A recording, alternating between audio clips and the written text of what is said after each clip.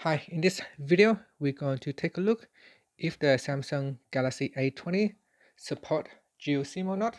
So you can see here at the moment on my SIM tray, there is one single SIM.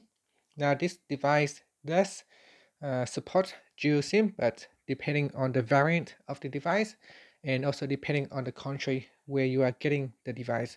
So in the region that I'm staying in, they only have a single SIM. You can see here on the SIM tray. Sorry, that just fly out of the SIM tray. So on this SIM tray here, there is a single SIM. As you can see, if I put my SIM card in, sorry, a little bit dusty. I'm just going to remove the dust right here. So there is a single SIM. There is also an additional slot right here for a second SIM.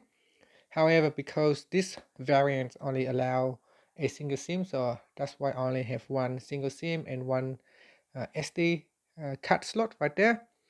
So yes and no, depending on which device you're getting. If you are getting an international version, it may have a dual SIM.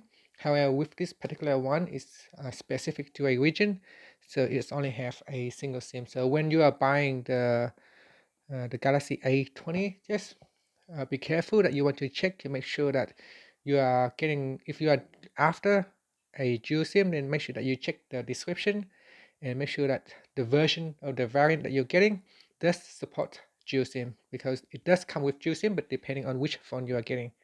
With this particular one, it only has a single SIM. Now I have looked up on Amazon and I see that this SIM tray here have two slots, as you can see, and the SIM tray that I have right here is only one slot. As you can see, one slot, and here it's got two slots.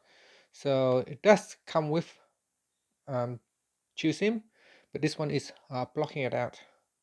And that's it, guys. So if you wanting to find out if this A20 support dual SIM or not, now you know. So when you are buying, just be careful that you make sure that you are buying the right one. Thank you for watching this video. Please subscribe to my channel for more videos.